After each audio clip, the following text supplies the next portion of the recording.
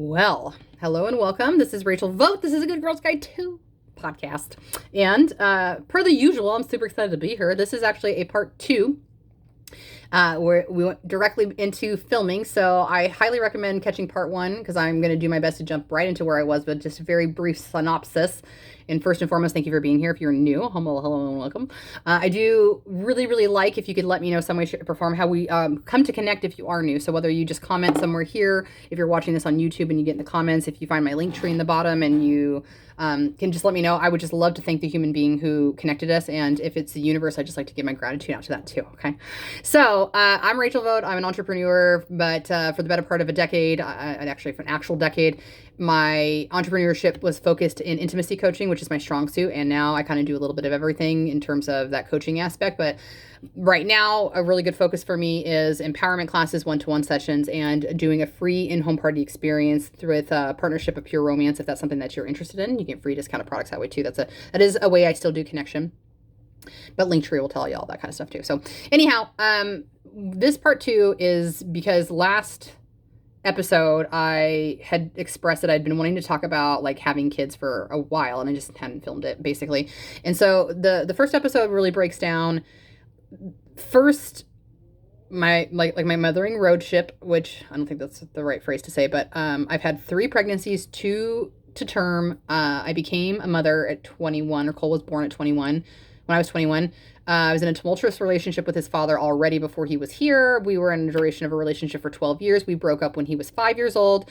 I then met my now husband soon after. He was one of the best things that ever happened to me. And it's nothing personal against Brent. It was just that I started going to personal development, understanding my own value and self-worth, and the fact that I did not love myself when I was with Brent. And that's exactly why I was always seeking validation outside of our relationship, because it just wasn't enough for me. And so my husband came to our relationship with a bonus son, Quentin, who was only a year older than my biological son, Cole. And then as of today, my husband and I have been together for 10 years, and our daughter is almost 5. So I have done, like I had said at the very first podcast, kind of just about every form of parenting besides adoption. I've had plenty of nieces and nephews. I was an aunt for 6 years before my kiddo came along. I think something to that effect. And I have several still to this day. I've done the blended family situation. I've done the stepmom situation. I guess adoption and I do have half siblings, in my own house. So a lot of different variations. I've done it single mother. I've done it parented. I've done it split family. So there's been a lot of exposure for me. And most importantly, I've done it outside of personal development, and I've done it within personal development. So part 1 really illustrates like getting clear with what your intention is behind having children. Like, are you having kids because you were told to? You subconsciously just were like, oh, I'm a woman, I'm supposed to. Or if you were a guy, you're like, oh, I'm supposed to be a provider, I'm supposed to be a dad, like that's just my thing. That's what we talked about in the first half, or the first part, I guess I would say. Getting clear on what was the intentionality, because as I discussed in the first half, when I was like 16, I started thinking to myself that I wasn't even sure I wanted to have kids. And very specifically, it was because not because I didn't want to have children, which I didn't know at the time was why I was questioning it. It was just because I was questioning, was it just an expectation of me to have children? Was I supposed to want to have children? Or was I just told that was like the role in life that I was meant to go down? So that's really important in those considerations. And going through personal development is, in my opinion, one of the most important things that you will want to consider. So what I was kind of wrapping up at the end of the first episode was talking about that, in my opinion, people would not get married or have children till at least 27 years old, because you often have the exposure and experience to starting to begin personal development in your young 20s, because for a lot of us, it's your first opportunity. Like, you move away to college or you move out on your own. So now it's the very first time that you don't have the direct narrative that you always had in your life. So parents, teachers, pastors, people of influence, but especially your home life, because that's where it's going to come from. Wherever you spend the most amount of your time, and the top 5 people you spend the most amount of your time with are the people you're going to be like, the lifestyle you're going to have. It's not, I'm going to tread lightly on this phrase, but it's not really your fault.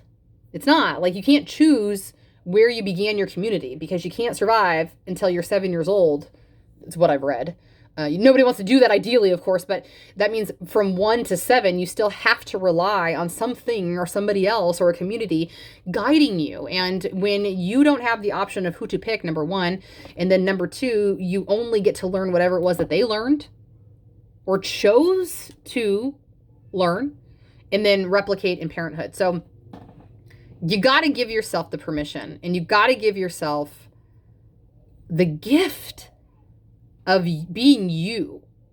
And I believe that part of the way this is sneakily done to women is what happened to me. And for starters, my programming was very much craving the attention of my dad's attention because he wasn't giving it to me. So emotionally, I was very neglected by him, and some of it was intentional. Like, it was not me misreading it. It was not just me knowing that he's picking my sister as the favorite. Like, it was obvious there was some contention between the two of us for some reason growing up. I don't know what it is today. We're much better. I'm never going to ask because I don't want to really pull at that wound. I think I have forgiven. And if it was ever offered to me, like, I think I would want to understand my dad's upbringing and programming, because I would probably suspect that he was probably told very much like me, you're too much, settle down, be quiet. Like, I know he was the troublemaker. And so I suspect that I reminded him a lot of who he was when he was a kid. I bet you that's what it was. And my sister was the small, pretty one. And I was cute, but I was also chunky. I was very, very chunky, starting from like kindergarten on. And so I would then go on to be hyper feminine. Not today, Rachel. You don't do your hair and your makeup all the time. You don't always dress to impress. I don't always dress to impress, but I do quite a bit. So, it's weird that I would go into that route to be hyper feminine to try to be accepted by my father, who liked pretty things, right? So anyway, that is all the considerations that we need to make, and we need to give ourselves, because existing like that was not fun. Existing under a purview that I had to check some boxes to be accepted, number one, and number two, to be loved, terrible. Ugh, gross, right? So having this foundation, my little one's trying to get in the door, having this foundation that you are unconditionally loved, that there's nothing wrong with you, that you're allowed to exist, and that you don't have to meet anybody else's criteria or expectations to be loved, to even exist. Those are the things that you need to decompress from. And often you won't do it until you have the ability to be away from the thing that you've been seeing all the time.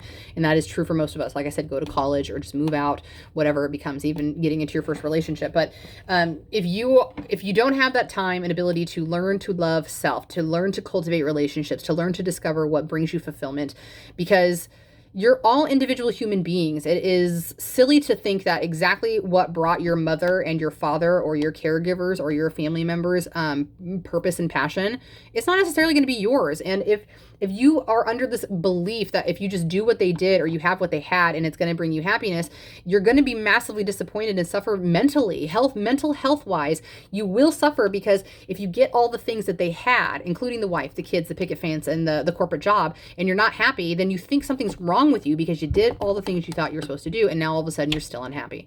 That is what we were ending the last session with, talking about midlife crises and what they are. Because that's what they are, is that you did all the things, but something still isn't clicking. So what's the problem? That's what happened to me, is that I had a quarter life crisis, which I didn't even know existed. I'd maybe heard the term like in passing, but I didn't know it was a thing. I thought people did that when they were in their 50s and 60s and 70s. I was 27 years old. And so as this started to happen for me right after Olivia was born again, I thought mine was postpartum depression, and it wasn't, thankfully. Bless you, universe. It was just all of a sudden that I found myself, that I had been in a place that I checked all the boxes. I was in a massively successful, intimate relationship. We were engaged to be married. I was improving my relationship with my stepson. I was doing well with my son's father. So Cole, like the triad of Brent, Cole, and I were fine. We weren't excelling, and that's a conversation for another day. Actually, I did a podcast about it anyway. But we were fine. In my business was not only the best it had ever been, but it was just like organically doing what it needed to do. Like I was working, but I didn't have to push. I didn't have to grind. I didn't have to work hard. It was flowy. I was enjoying it. It was bringing me fulfillment. I was getting reciprocity from all my clients. Like I knew what I was doing was right. It was good. So I checked all the boxes. We had what we wanted. We had what we were told we would be happy if we had. And it wasn't even it wasn't that I was depressed, that I felt like I needed more. It was like, I'm having this moment right now that I'm recognizing that that's why I was depressed, was recognizing that I did what I was supposed to, but it didn't bring me fulfillment. So That is what the quarter life, I mean, it's identical to a midlife crisis, is that it was all of a sudden everything I knew about work, everything I knew about life was shattered because I did all the things, but it didn't work for me. So was I broken? No, like that's what personal development will teach you, is that there's nothing wrong with you. It's that every human being is a unique individual, and that everything that you find about your happiness and fulfillment and passion is specific to you. Culture, especially indigenous cultures, already knew that. Like, are there roles and genders and stereotypes and stuff like that? For sure. But more organically speaking, we live in a society where we basically are just cogs in a machine. We do things, it is great for the greater good, it runs society and stuff like that, but we don't cultivate ourselves from purpose and passion. Most often. There's a lot of us who do, but most often we don't. We just filter in with the expectation of being the provider through sex and money for men, being the homemaker, and also working at the same time for women, right? So there's these things that you're told that you're going to be and that you're supposed to be. And so my quarter life crisis shook all of that up for me, and it was like, basically what I'm going to do is, you've been struggling for a minute. Like, mental health had been off all my life.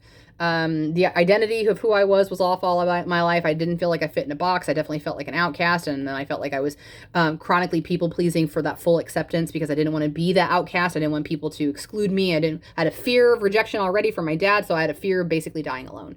If they don't like me, they will outcast me. They will have no need for me, and then I will die by myself, right? So that was the biggest fear that I had. So then I would protect myself by making sure everybody else was happy so they wouldn't be upset with me. If they weren't upset with me, they wouldn't pick me first to kick out.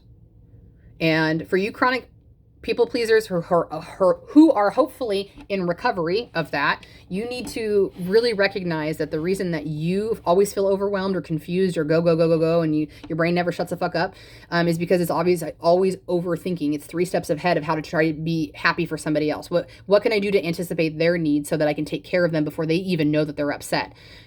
That's great, boo-boo, but who's taking care of your needs? You are allowing taking care of somebody else's needs to be satiated to satiate your own needs. That's what you're using for your refilling the cup, basically, because now you feel acknowledged, you feel appreciated, even though you are cultivating it. Would that person love you or care about you if you didn't do everything for them? Would that person make the initiative or effort to compromise and meet you in the middle to do some of those things if you stop doing them all? Where do you actually lie in the importance of that relationship? Is it because of what you bring to the table, or because of what you bring to the table and what you can do for them, or because of what you bring to the table that you can bring out of them, support them, inspire them? Okay, so we don't have enough permission to that. If we have a little person in our life, that's very difficult to put time and attention into who you are and to grow. And you can't even imagine how much guilt that I'm even feeling sitting in this chair, that I told you that she was knocking on that door and then she ran to the living room and started crying, that I was like, oh my God, I should just pause this and like come back to it. It's like, boo, no, Rachel, you barely have hours in the office as it is. You're on a roll. You feel good about this. This is something you wanted to do for a while. Plus, just show your daughter what it means to put yourself first from time to time. You are a good mom. You're always there for her. She knows that, and she's just having a moment because since you're always there for her, she's like, I can't believe she's not here for me right now when I need her. All right, so now that I've worked that out, that's what your 20s should be for, in my opinion. Figuring out who you are, deciding who you are, choosing to be that, and then existing as is. I think that so many more relationships would be monumentally better. Not only your intimate ones, but workplace, your friendships, anything. It would be monumentally better if we had more of that awareness. And it's just emotional intelligence, really. My dear friend Allison can help you out with that if you need some. Okay. So that's that first stage. And so if you didn't have the pressure, which is what I said in the first episode, is if you didn't have the pressure, if you had to think about whether you were having children in your teenage years, like if it was off the table, like if it was not a decision you had to make, but it is because you've been socially driven to think that you have to make that decision, especially very early, because you can't even have good eggs after like 26. That's bullshit. I don't think that's true at all. I don't even think that 36 is necessarily a geriatric pregnancy. If we supported our communities better, we wouldn't be so exhausted in our 30s and 40s that we would have the full time, attention, and energy to be parents. There's a reason why your body has a period until it's mid 40s. Like you're able to make babies. That like you shouldn't be able to make babies at 14. That's weird. Okay, that's weird. But That's also, I don't think we're supposed to be having periods at 14. I think that's another conversation again that we should probably be having them later in life. But my point being is that if you had the time and reflection that you didn't have the pressure of, do I have to have kids, to really put the focus into you when you became a parent, you would have so much more time, attention, and focus because you put yourself first, but you got to know who you were. You decided what kind of parent you were going to be. And then you accumulated enough spiritual endurance to have the time, patience, and energy for a little spawn that will literally change everything about your life. Everything.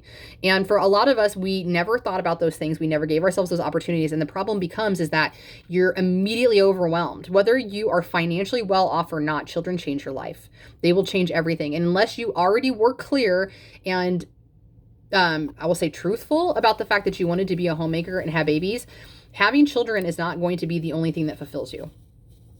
Especially when you get burnt out, you're going to want to have other things to focus on.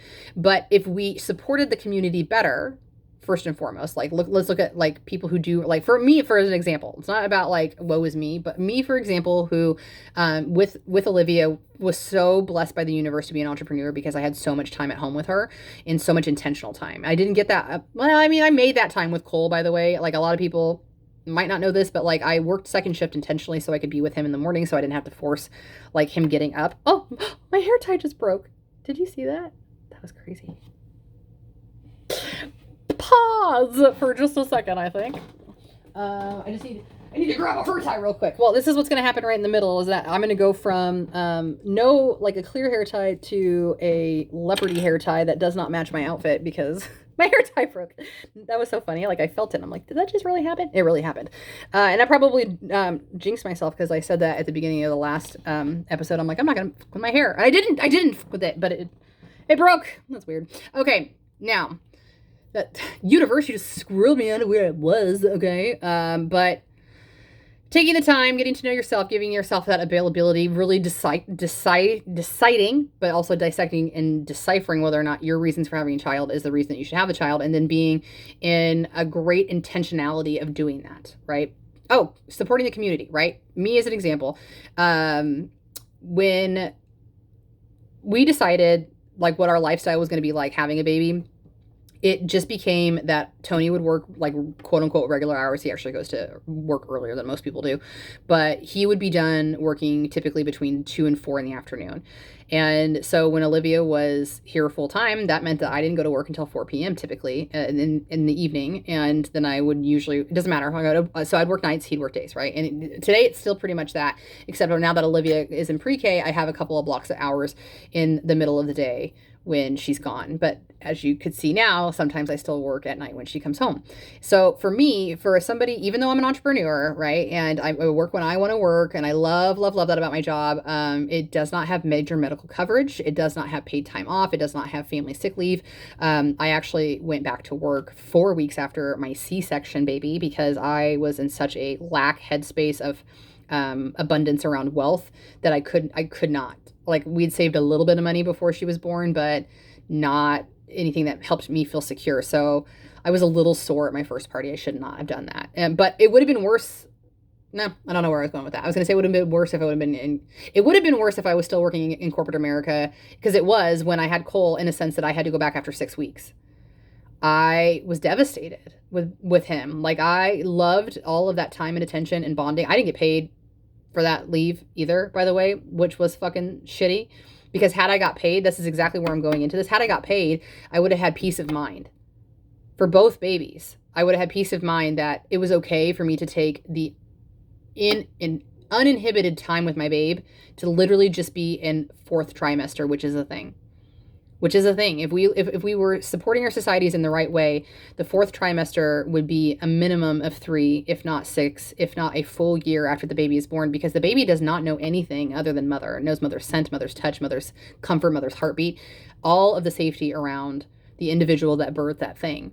And that's not to say it can't be replicated in adoptive families, because obviously dads can do this too, right? But being an extension of that thing, like what do newborn mothers do that keep their young in the wild? Those babies do not leave their side until they are equipped to leave. Now, I'm not talking like 18, right? Like we're talking more self-sufficiency, but they take them with them to teach them how to hunt. They teach them take them with them to teach them how to be safe, how to survive, how to be a predator if necessary, how to camouflage, or whatever your life skill is. They do that. They do that for their babies, and they literally just exist with them. That's all they do. They don't try to become CEOs all of a sudden out in the fucking Africa savannah. They don't try all of a sudden to climb Mount Kilimanjaro because they've been avid adrenaline rushies all their lives, right? It's just, you just exist. And where I gave myself a lot more of that permission with Olivia, especially through the lifestyle of work that I had, it didn't change that all of that time I wasn't getting paid. I was not being compensated, and neither are dads, but especially mothers who grow these things in their bodies, who literally take the calcium from their bones and replicate from their blood, and all of those important things. We're just not given that. We're not given the experience in its full capacity, I think, to really, really birth humans in the intention that would change a lot for a lot of people, because we're so distracted by the things that we think we have to do. So, that's another thing to be in awareness. It's like, there is nothing to prepare you for the level of change that kids bring to your life in the best ways, the negative ways, and the neutral ways, because it's literally something that depends on you. And from the moment that you decide you're going to conceive that baby, if you did make that decision, to the moment that conception happens, everything is important. Everything affects that fetus, the intention, the trajectory, the pathway, the healing, the trauma, the skill set, the awareness, everything.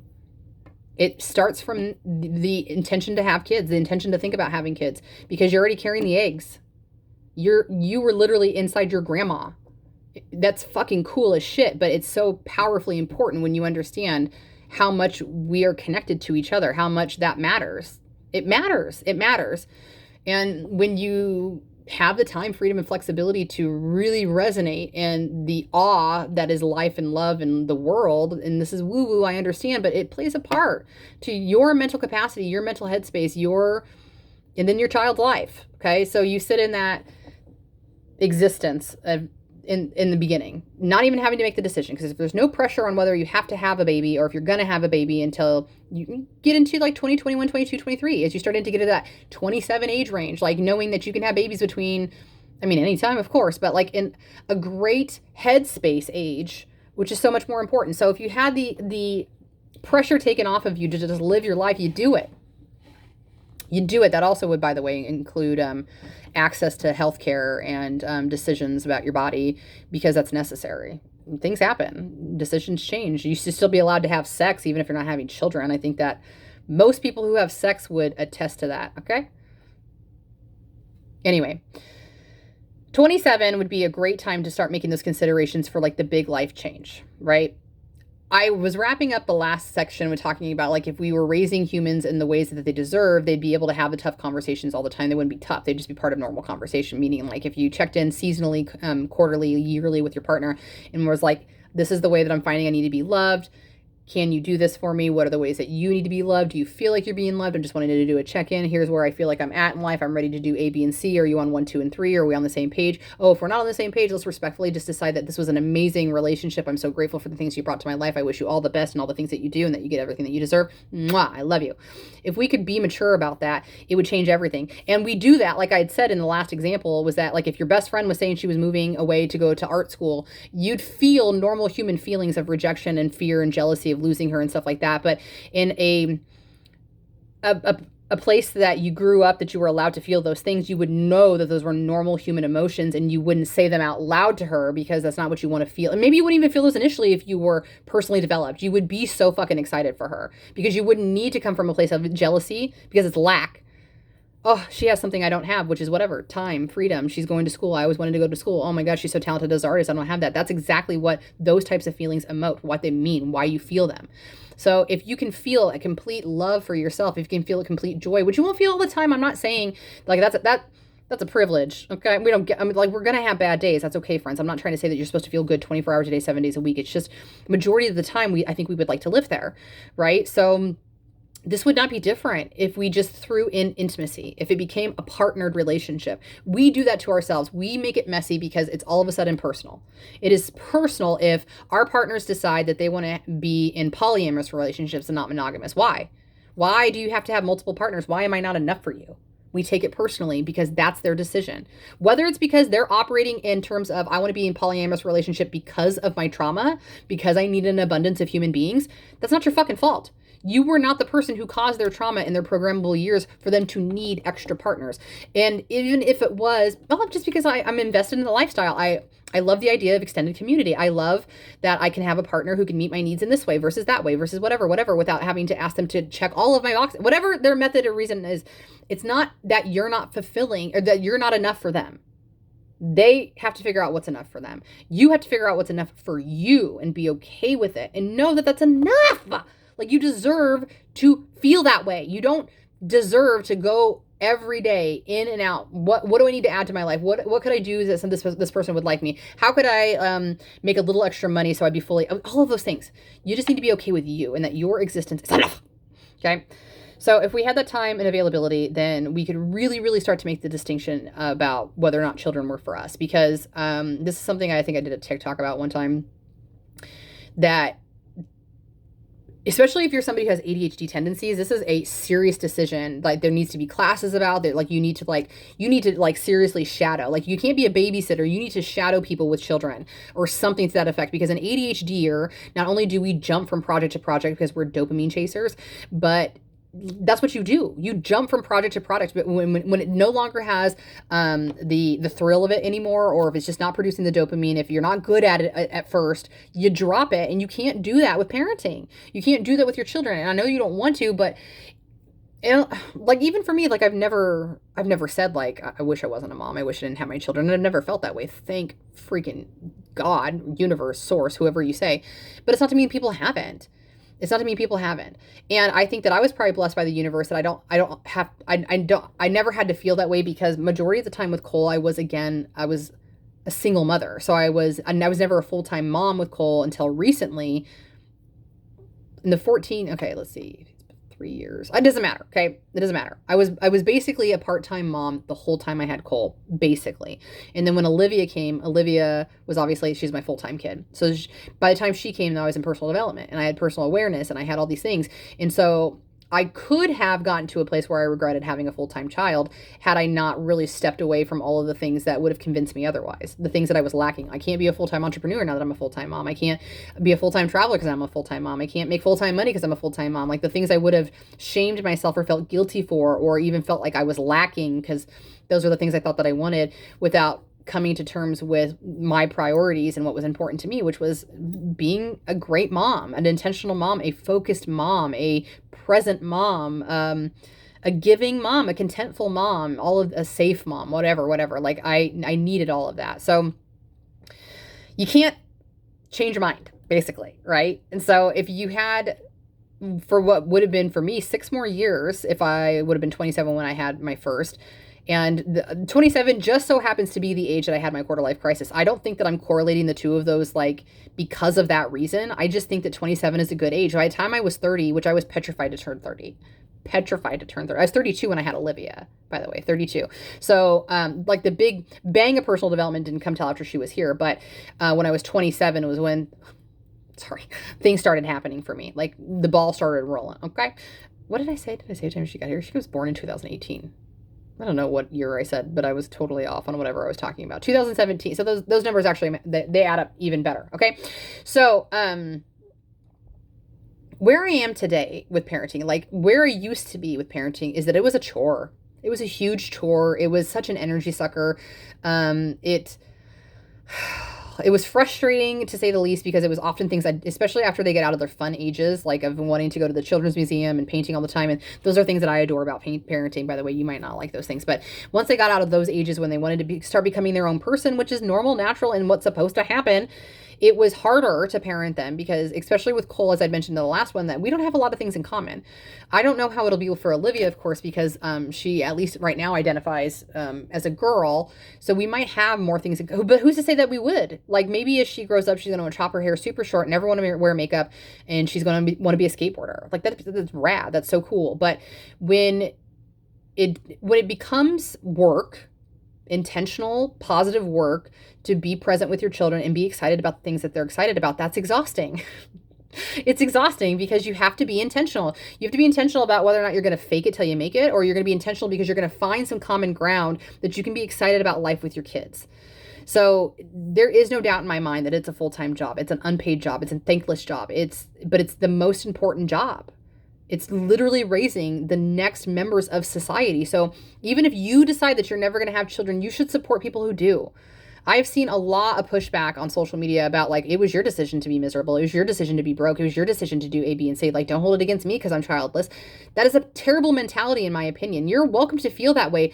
And I understand that some people feel that way because parents are, like, barking at them for, like, how dare you not have children? And that's a different story. Like, if I'm coming from my perspective, I would love support from people who are childless, because it is a literal cliche to say that it takes a village to raise children, but it does. You want to give the people who are in and out of those little people's lives every day, you want to give them a break. You want them to come back refreshed. You want them to have perspective. You want them to miss each other a little bit. You want them to also get external experiences so that they have a greater view of the world and options.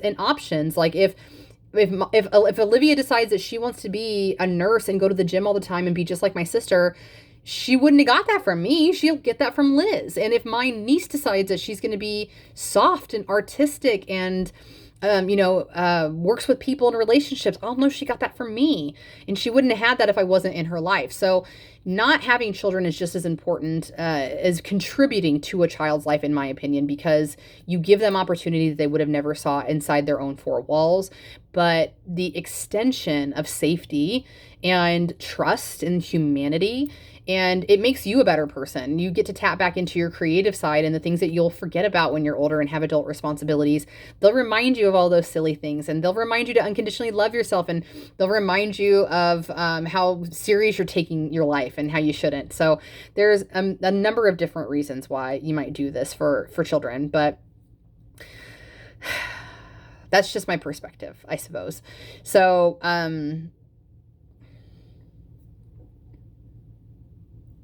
yeah, I don't know. I don't know what else I might recommend in terms of making considerations, but the person that you raise them with would be another. What's really beautiful about my story and where I'm at with Brent, like I don't know if y'all know this, but just last Sunday, okay. So Tony's mom is here visiting in town from Florida, and we knew quite a few months ago that she was going to be here. And so when she decided she was going to come, I said, hey, would you like to do family photos when you're in town? The last time we visited her in Florida, we took some family photos, but they were on our own camera. So I just was like, how about we get some professional photos done? I got a great photographer. She said, sure, of course. And so when I reached out to my photographer said, sure, I'd love to do extended family photos. Here's the thing. And her rate was to do up to 40 people. Well, it was going to just be 5 in my family and 2 in hers. I'm like, well, that seems really silly, so we should probably take advantage of this. And so I invited, I actually went to Brent, Cole's dad, first, because he's got quite a large family. And for the members of my family that I'm still close with, like on my mom and my dad's side, it was still not going to be 40 people. So I reached out to Brent and was like, hey, we're going to do this photo shoot. Is there any way that you might be able to come in town from Texas to do it? And he did. So last Sunday, we had my family, including like my husband, of course, and my children, my parents who are divorced, my mother's parents, because they're both still alive. My dad has 2 mothers, blended family situation. His father's passed. My dad's newest girlfriend, long-term relationship. They've been together for a while. We love Vicky. Both my mom and her name are Vicky, by the way. And then my sister and my brother, their children, of course, and then Brent's family. So Brent's mom, Brent's siblings, and Brent's nieces and nephews. So like there was a total of like 38 of us or so, almost 40 But it was really beautiful because with what I have with Brent is so ideal, but such a minority. To be able to say like, hey, could you come up for an extended family shoot and choose that family. I didn't ask like my aunts and my uncles on my mom's side of the family, not because I don't love them, but I'm just not as close with them as I still am today with Brent's family, and how much recognition I can give to Brent's family for being my surrogate family, to being my primary family for many a year, even after Brent and I separated. They still always loved and accepted me.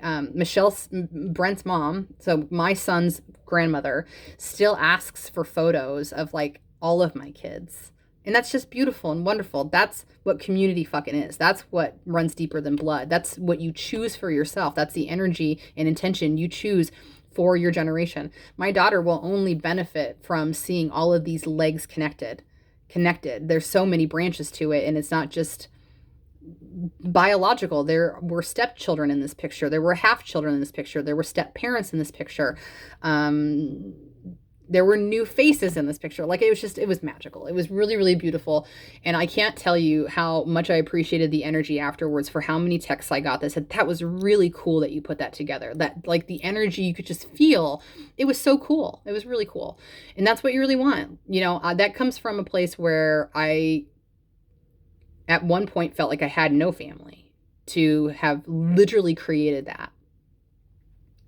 And most importantly, what I would then later say to one of my friends was how powerful it was to be a full circle moment with my kid, Cole. So if you listen to, it would have been the last podcast I did that wasn't about raising kids. It was about that you're never failing. So you're reorganizing your energy basically, and you're just readjusting your priority list kind of thing. I talked about how like him and I went through something pretty big, and it's been like about a 2-year period, and we are so good now. Like, I know that the universe shaken me to awaken me, but I also know, like, in the grand scheme of things, that my ex moved to Texas so that Cole and I could come together the way that we did. We wouldn't have come together if Brent would have been here, because there wouldn't have been a need to. Brent's an amazing father. Brent was able to fill in some gaps and supplement where I didn't know that I might have been missing. So we had to go through something really big to realize how much not only did we mean to each other, but I needed an avenue and an outlet to be able to prove to Cole how much he meant to me and how much I was willing to do for his safety and growth in becoming an amazing little adult. So it's not for the weak. It's not for the weak. The 2017 version of me would have easily given up. There was spots of the 2017 version of me who kicked into high gear when things started to get a little rocky for Cole, because not only did I not know how to navigate it, it was also not my existence. It was somebody else's existence that I was out here co-creating with, that I needed to be able to find a way to step in and navigate. And I don't even know what else, honestly, but there was no handbook for it. And there's millions of books on parenting. And that's what's so silly to think, is that it's like all of them matter and then none of them do. Because your kid will be specific to you. No two children are alike. And I know that people say that, and it's so very true, but I don't think you understand how painfully true it is, and how important it is that each individual child then get a very specific and catered parenting experience to that, so that you can help cultivate who they're meant to be and not who you're expecting them to be, or who you were told to be, so therefore they must be. Or even shifting that perspective a little bit, if you changed a lot from where you came from, that now all of a sudden your way is correct because it worked for you. That's just not true of any individual, but let alone kids. They should just be given the permission and freedom to exist as is. And if we gave ourselves that permission first, we would know how important it would be as we raised them.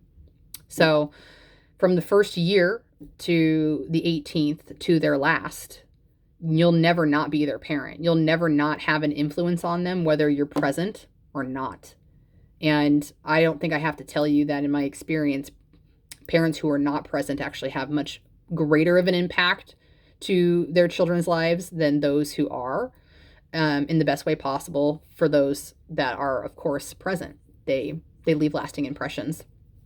But I just, as mentioned before, and if I could give you one thing when it came to the decision to introduce new life into this world, is that what I had to come to terms with and actually vocalize out loud for Cole was that my largest misstep was preventing trauma, where I